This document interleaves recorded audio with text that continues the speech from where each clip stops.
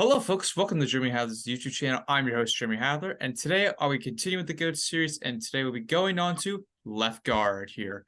Thank you for still tuning in on this GOAT series here. Today we have a special guest once again, Mr. Zachary Brazic. Thank you. Thank you, Jeremy. Thank you for having me on. Yep. Special day for me today, left guard. It was my main position when I played football and also my dad's. So Ooh. pretty special one today. Mm-hmm. Very special. Folks, let me remind you guys of the GOAT series here, of the rules and everything. I pick 5 players. Pick the 5 right there. I pick one honorable mention, but if there's a guest on, they have the opportunity if they want to do an honorable mention or not. We started that with Mike, basically, and now Zach wants to do it because he agreed with me on the honorable mentions the previous time. So having that fun there. And when looking at our players to put them on the list here, it's not ranked whatsoever. We look at their achievements, the impact they made on the field, how they dominated the era, and how they changed the game too. So that's what we're looking at here. Before we start, make sure you leave a like on this video, subscribe to the channel if you've not done so already. Trying to get to 250 subs. Let us ask our offensive line specialist, like they call. Zach, what is a left guard? Sure. So as a former left guard, I wrote some stuff for today. So what is a left guard? A left guard, really basics, obviously, on your five-man offensive line. It's the second person in from the left, in between the left tackle and the center. Now the thing with guards, obviously, the offensive line is all about blocking. But the thing with guards is that you never know who you're going to block. On every play, you can block a different player. And what I mean by that is centers, they're usually blocking the defensive tackle, the nose tackle. Your offensive tackles are usually, blocking those edge rushers. But when you're a guard, you really never know who's on you, especially in a 3-4. You don't have anyone on you. So usually what it's about your guard is you're going to be moving. You're going to be moving up to try to get to those linebackers, or you're going to be moving outside to try to get the outside linebackers, the cornerback. You need to have very good vision as a guard because you're usually not blocking a defensive lineman. You're usually moving around somewhere else, and it can be hard. You need to have good vision. And the one thing that I really want to talk about with guards is the Ooh. pole, which is a run blocking move. Guards obviously have the pass block, but guards are all about the run blocking, in my opinion. And what the main thing with guards is the pole, which is when, as the ball is snapped, the guard will move their hips outside. So get get moving either to the left or right, usually to the right for a left guard, and they will run full speed and sneak behind their offensive lineman to bang, make contact with that outside linebacker or sometimes a cornerback. And you need to get a really solid hit on them because cornerbacks and linebackers are usually a lot faster than a guard. So you need to hit with good technique, pop them to the ground. And it's very valuable for outside runs because your running back is counting on you to make that block, or else you're both going to look stupid. So, very important position. Mhm. They have lots of different jobs, and we will be looking at the left side specifically today. So, there Mhm. we go. All right. As you heard from our specialist of the offensive line, Mr. Zach Brazic here, as we continue once again, as I mentioned before, we choose our list here by starting with the honorable mention. We go up on the list, and by the end of the episode, we choose our ultimate GOAT of who we think is the greatest left guard or best at the position of all time. In this episode, we're doing left guard. But let's start off with our honorable mention here. Let's start off with special guest, Mr. Zach. Can you please give us your honorable mention, sir? Jeremy. So I'm going to give the viewers a little behind the scene. About 10 minutes before filming, we had a slight change in our list because we realized that there's someone who was missing. So I had the last second change my honorable mention. I really wanted to put my man, as the big Browns fan I am, I really wanted to put my man Joel Bitonio on the list.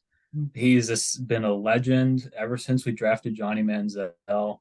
5 straight Pro Bowls. Maybe Jeremy can at least put a little picture of him. That's good. But I sadly can't say him with a change. I got to go with the greatest guard, in my opinion, that I've ever seen play, and that is Steve Hutchinson. Ooh. Let me give you his facts. Played 12 seasons, basically split between the Seahawks and the Minnesota Vikings. He is a 7-time Pro Bowler, Ooh. 5-time first team All Pro, Here we go. 2-time second team All Pro. Fun fact I like with Steve Hutchinson is in 12 years, he only had 9 holding penalties and 10 false starts, both less than one a year. I find really incredible, especially with the holding. He was a legend at the pole, which most of these guards today are going to be. Him and Walter Jones at the left tackle, back when you played with Seattle, they were that amazing combo. They really helped Sean Alexander get that MVP season. Mhm. Steve Hutchinson loved the pull. He loved the pull out to the left side more than the right, which is kind of unique, but he did it better than anyone. Really solid pass blocker, really knew how to use his hands. That's why he had almost no holding penalties. And just an amazing player, the best guard I've ever seen play. He made the Hall of Fame, which as he should. Steve Hutchinson helping out with the Seahawks with Sean Alexander. He also helped out with Adrian Peterson's MVP year 2. I believe that Very was the true. 2012 season. I believe that was where he got, I think, over 2,000 rushing yards, if I'm correct, something Yeah, around he there. did. Yeah, so he was a big influence of like every time he was on the offense line, he would make the running back so much better. Especially with, as we're mentioning, with the polls, how all these guys are just gonna be so great at polls. He was one of the best at that too. So that's what I gotta say about Steve Hutchinson. Now let's move on to my honorable mention. This guy played 16 seasons with one franchise. That was the Oakland Raiders at the time. Now it's the Las Vegas Raiders. That is Gene Upshaw. What a name, Gene. You rarely hear that today, folks. 2-time Super Bowl champion, 3 first-team All-Pro, 5-time second-team All-Pro, made the Pro Bowl 6 times. He made the 70s All-Decade team, made the 75th and 100th anniversary team of the all-time in the NFL. And before the whole Super Bowl era began, he was a one-time AFL champion, so this was the pre-Super Bowl era. 2 first-team All-Pro for the AFL, and then 1-time second-team All-AFL. So again, that's pretty much like first-team Pro and second-team All-Pro. He was the captain of that Raiders trenches in the offensive line. He was the captain of that, especially during that run when they went to the Super Bowl with John Madden, all those guys, with Kenny Stabler, Jim Plunkett, I believe it was, back in the day. So he was a huge influencer helping out that team. The interesting fact about Gene Upshaw, he was the only player to play in 3 different decades with the same team to reach the Super Bowl. So in 3 decades, he reached the Super Bowl with the same team. That is the only player ever to do that. Most people probably think Tom Brady. No, he played with the Buccaneers, and it was 2 times with the Patriots. Let's not forget that. When the trenches were going right away, he would give the push right off the bat. He would like slam down, much like Steve Hutchinson, as we mentioned already, just a guy who would go right at them, make the quick decision move, and be right in the pole. So that's what I got to say about Gene Upshaw. Anything else you want to add to him? Yeah, Gene Upshaw. I mean, a player that a few people know, but not many. But he has some really fun facts about him, like the 3 decades in the Super Bowl. Kind of crazy. Just a very solid lineman. Let's move on to our next player, which this guy played with one franchise that was 13 seasons with the New England Patriots, nicknamed the Hog.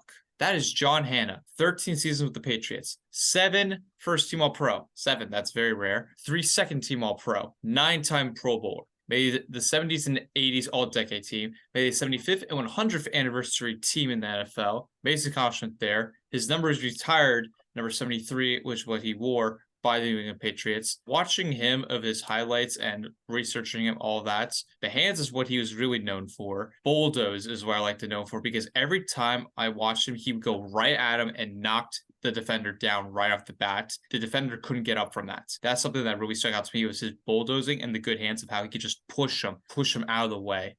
So that really stuck out to me. What do you think about him, Zach? John the Hog Hanna. I love John Hanna. Played for the Patriots, but people got to know that when John Hanna played, it wasn't Tom Brady, it wasn't Gronk. They were pretty bad teams back when he played. I mean, they were but he was just that one shining star for their team. When I think pole, he is one of the first guys I think of. Just the angles that he took, and like, sure, he was a big guy, but he wasn't like the biggest guard you ever seen. Just the angles that he took, and always getting people to the ground and trying to even try to get 2 guys to the ground. He was awesome.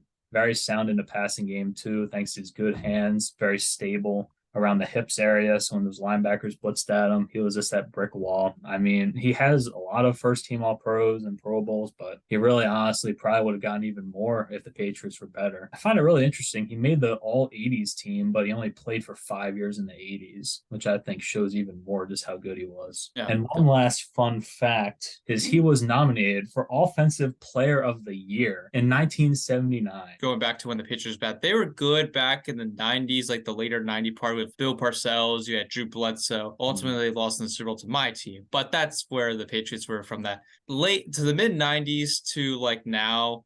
That's where they were. But way back, like as Zach mentioned, they were terrible. They were not a good franchise. They don't have the Super Bowls today from that. So like it was terrible back then, that franchise. Exactly. But John Hannah, it was a fantastic player. That's for sure. Absolutely fantastic player. All right. Let's move on to our next guy, which played 14 seasons, majority of time with the Minnesota Vikings. That is Randall McDaniel. 9 first-team All-Pro. Very impressive. 12 Pro Bowls, made the 90s All-Decade team, made the 100th anniversary team, another accomplishment there, made the All-Rookie team, made the Vikings Ring of Honor.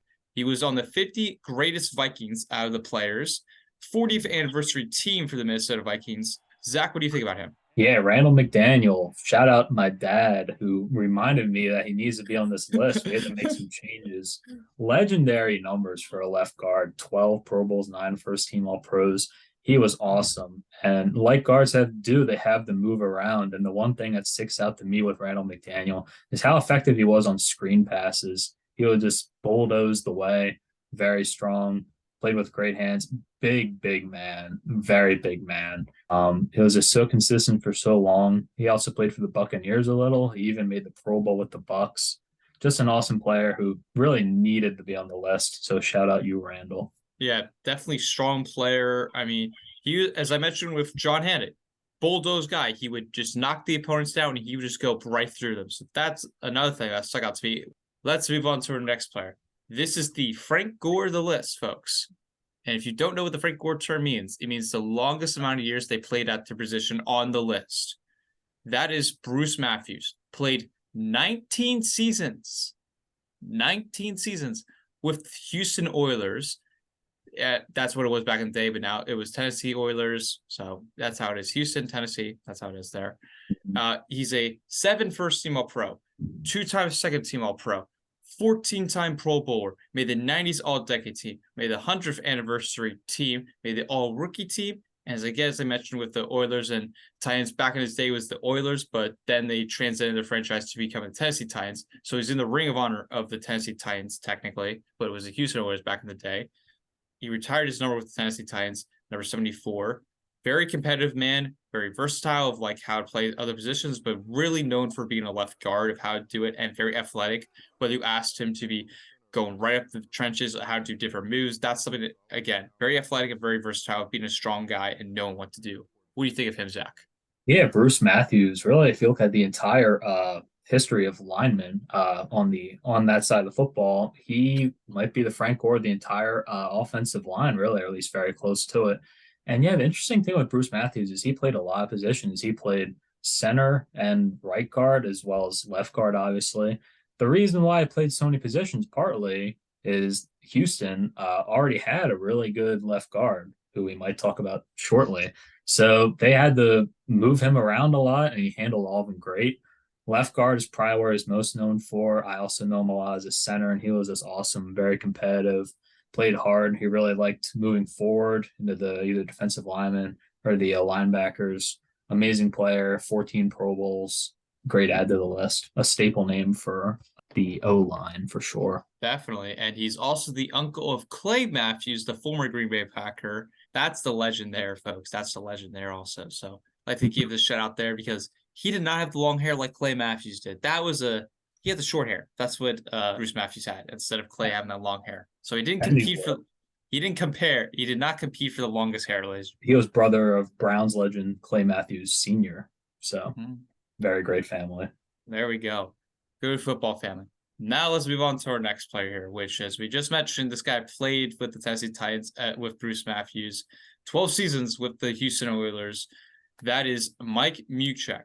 He's an exploding run block. As we mentioned with the other guys, very good with the pole, knowing what to do right away of like making holes for the running backs. 2 first-team All-Pro, 6 second-team All-Pro. He made the Pro Bowl 9 times, made the 80s All-Decade team. He's in the Ring of Honor for the Tennessee Titans, Houston Oilers, as we mentioned. Both are the same franchise. So that's what he accomplished there. Also retired his number 63. What do you think about him, Zach? Yeah, Mike Munchak. I feel like a lot of people know Bruce Matthews, but I don't think many people know the other great Oiler at the time, which was Mike Munchak. Amazing player. Similar to Bruce Matthews, he more liked moving up instead of moving way out. He liked to go get the linebackers, or go get defensive ends, and he excelled at that really well. He kind of played kind of more like a center. He just like focusing on what was in front of him. Really strong player. Him and Bruce Matthews. I mean, what a duo! Like to have two players like that who make the GOAT videos for the same position. I mean, that's just so much talent, and they had to use it by moving Bruce Matthews around, which is kind of crazy. But these two guys really did go together, Munchak and Matthews. They were an amazing combo. Might never see a guard combo like that again, and they No. both deserve to be on here. Let's head to our last player on the list here. This guy played 14 seasons, majority of his career with America's team, Dallas Cowboys. They're not America's team. It's my team, obviously, the Green Bay Packers. That's the Dallas Cowboys, and that is Larry Allen. What a name, Larry. Larry! One-time Super Bowl champion, 7 first-team All-Pro, 11-time Pro Bowler, made the 90s and 2000s All-Decade team, made the 100th anniversary team, made the All-Rookie team, also conducted the Cowboys Ring of Honor. And what I know him for is the power and speed. If you look at his workouts, like in the offseason or in the season when he's in the gym, he would bench more than Aaron Donald would, of like how much he could deadlift, everything. That's something really stuck out to me. But in the game, he would just be like knocking down his opponents of how big in size. You can't knock him down. You just couldn't. And he would just create so many holes. Big, huge asset for Emmitt Smith's career, in my opinion, because I believe Emmitt Smith's overrated. But that's a huge thing for Larry Allen. And now I know Dallas Cowboys fans, well, it wasn't all Larry Allen. Well, yeah, but Larry Allen made a huge influence of that Cowboys offense, like is arguably the best offensive line of all time. But Larry Allen, amazing player. Zach, what do you think of him? Yeah, I agree. Larry Allen is a reason why Emmitt Smith is overrated, and Troy Aikman a little too, in my opinion. Just an amazing player. I mean, just really, I mean, this guy, sure, he was a guard, but really, in reality, he was just a freak athlete. One of the most intimidating players, I would say, to ever go against. I mean, if I was playing the defensive line, I think Larry Allen might be the last person on earth that I would want to go against just because of his strength. I mean, he bench pressed like 900 pounds. Yeah. The dude was massive, obviously part of a dynasty with Dallas. Definitely had some speed too. I know a couple of times he like stopped pick sixes by like making the tackle. I saw like videos of that, like DK Metcalf did a couple of years ago. Yep. And that's just crazy with how big he is. Just strong. He used his physical assets for the best. And when you play guard, you really can just use your strength because you're just full speed, ramming into guys who are smaller than you. And Larry Allen did that extremely well. Definitely. He definitely did. That was our list, ladies and gentlemen. Now we get to pick our ultimate GOAT here. We'll start for a special guest. Zach, you get to pick your first GOAT. I don't know if I'll agree on this. I feel like no, maybe. So, when you look at guards to me, obviously we've been talking this whole video, you gotta be able to pull, you gotta be able to move. And look, Larry Allen, Randall McDaniel, they were awesome, amazing players. I feel like they're probably the two most common choices. But I mean, to me, like their strength more made them than their whole technique. But if I was an 8-year-old kid, like who wanted to be a star guard, and I had to watch film of a left guard, for me, that would be John Hanna. And so John Hanna's my goat. The way that he just pulled and used angles and this pass block had such a steady base, great speed, always looking to take down even more than one player to the ground. I just absolutely love what he does for the game. Didn't have like the longest career and he played for a bad team, but that dude could just block. I mean, the run blocking just out of this world. So for me, it's going to be John Hanna. Not the most popular opinion, not too crazy, but for me, it's going to be John Hanna today. I don't think it's a too crazy opinion there. For me, I think I'm going to go with like what usual people are going to say. I'm going to go Larry Allen here because the power and the speed, that was something that really stuck out to me of like even the technique too, of how he just made other players better. His offensive line, Emmitt Smith and Troy Aikman, as we said. Larry Allen helped that Dallas Cowboys become a Super Bowl team. Let's not forget that. Without Larry Allen, I believe the Dallas Cowboys would not have won a Super Bowl. Just saying, with that squad, I think Larry Allen made a big influence with that team. So that's my take.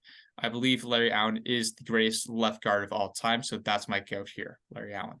Yeah, I mean, definitely could be true. I mean, Aikman won 3 Super Bowls without Larry Allen, could have been less for sure. So Yeah. Very solid point. Very solid point. Well, folks, thank you for tuning in. We appreciate it. But leave your thoughts because I do not want to see Zach keep commenting in. No offense, Zach, but we like to see other people comment in this. Comment down below. Yeah, comment down below. Appreciate everyone still watching the view. Make sure you leave a like, subscribe to the channel if you've not done already. So, Zach, we appreciate you coming on. Where can the people find you? You can find me on Instagram at BSC Cards. I don't have many left guard cards, but I promise I have some really cool pieces of football history that you will enjoy. Go check it out. And folks, he's already hit 1,200 followers on Instagram. So, woo! Congrats to that, sir. Thank you, Jeremy. So we have that there. Next episode we'll be still continuing with Zach. Zach will be on for our next upcoming, which we'll be doing right guard, so opposite of left guard. It's pretty much simple, the opposite of that position, but that's what it is there. But folks, we thank you once again. Thanks for tuning in. Until next time, have fun. Peace.